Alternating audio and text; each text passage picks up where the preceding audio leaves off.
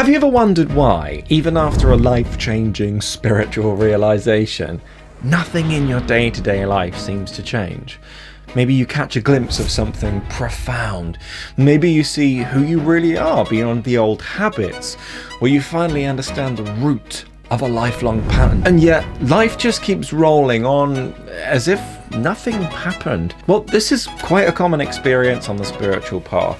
And true spiritual path isn't just about having a single mind-blowing epiphany. It's about learning how to live as a human being in a deeper, more connected way. And if your spiritual path is truly working, you won't become someone who floats above reality. You'll become more grounded, more present, more authentic.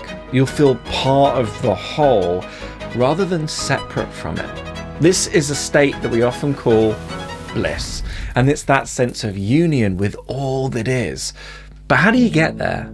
The journey of deep transformation unfolds in 3 key stages, and understanding these stages will help you be honest with yourself about where you actually stand, and not just where you think you are or even wish that you were. Today, I'm going to condense nearly a decade's worth of yoga and spiritual experience into about 10 minutes. And by the end of this video, you'll be able to pinpoint exactly where you're at in your journey through these 3 essential stages. So let's dive right in. The first stage of true transformation, it's realization. See, realization, it's exhilarating. You see something about yourself or the nature of life that you'd never seen before. And in that moment, it can feel like the entire world is going to rearrange itself around this new understanding. You think, this is it. From now on, everything's going to be different. But reality often begs to differ. Just because you've had a breakthrough, it doesn't mean you'll instantly live from that place of clarity. Often we get caught up in the excitement of seeing a pattern clearly for the first time, and there's a rush of insight, maybe even a sense of relief or release when we finally understand what's been holding us back for so long. And yeah, in a way, becoming aware, it does set you free. Once you know something, you can't unknow it. And once you've seen something, the clock starts ticking on that old pattern. It's now living on borrowed time, but that doesn't mean that you won't need to still process it. Awareness is the spark. Fire still needs to burn, which leads us to our next stage, integration. Sometimes you've just got to let the karma run its course. Karma, it means action. More specifically, an action that binds you.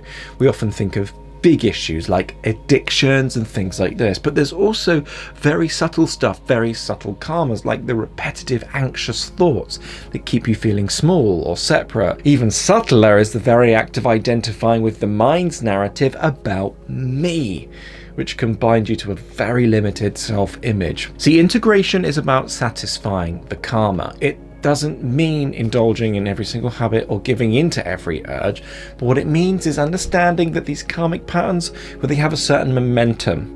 It's like a record that's still spinning even after the power's cut. They need to wind down, and you can try to clamp down and control them, but often that tight grip just prolongs their existence. My teacher once said to me, as long as you're doing your sadhana, you can do no wrong. In other words, whatever pattern is playing out, it's doing so for a reason. Your job isn't to force it away, but to wear it down through sincere spiritual practice, your sadhana, and genuine self-awareness. And over time, with patience and a little bit of effort, these old karmic patterns, they dissolve. Now, sadhana is known as a kriya, and that's an action that sets you free. It gradually unravels the karmic knots or karmic debts tying you to old ways of being. And if you want to learn a little bit more about sadhana, well, I've made a free video for you down below. Integration, though, is the delicate balance between taking conscious action, doing your sadhana, choosing healthier responses, stuff like that, and letting go of the desperate need for instant change. It's really about showing up day after day and allowing all of this messy stuff that seems to be coming out of you that you don't prefer to just play itself out. And in time, that tempers you. And then, almost quietly in fact, something very profound happens. The change you once only glimpsed in a moment of realization begins to show up in how you live and move in the world. Which brings us to that final stage. Stage 3, embodiment. If you truly want to know who you are, what you've actually learned, look at how you behave. Embodiment means your insights no longer live in the mind alone. They've traveled down into your heart, into your body, your gut, your muscles. It resonates with your cells and your bones. They're expressed in your actions, your words, your presence. When you're embodied, you don't have to remind yourself to be kind, awake, or truthful. It flows effortlessly because your being has changed at a fundamental level. You're different. The old patterns, they no longer run the show. They've been integrated, they've been digested, they've been dissolved. The realization that felt so out of reach at first now expresses itself in your daily life. I mean, it's in how you greet strangers, how you handle conflict, approach challenges, and navigate moments of uncertainty. See, it's all well and good saying we know these things, but are they actually reflected in our behavior? How do you treat your mum when she makes you angry? How are you dealing with conflict in your actual life? How do you treat the waiter at the bar? And in arguments, are you always needing the final word, or do you need to be right rather than having humility?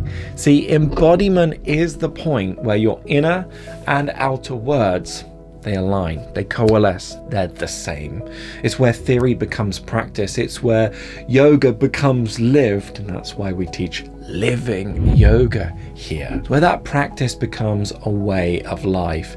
It's when living from truth is no longer something that you try to do. It's simply who you are. So to recap the first 3 stages of true transformation. Firstly, realization. That's that big aha moment that cracks the door open.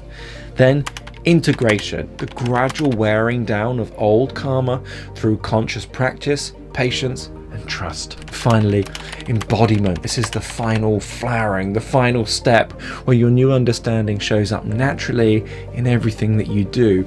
Suffice it to say, your behavior's changed. So where are you right now on this journey? Are you fresh off of a powerful realization, maybe a Kundalini awakening? Or are you elbow deep in the slow, steady work of integration?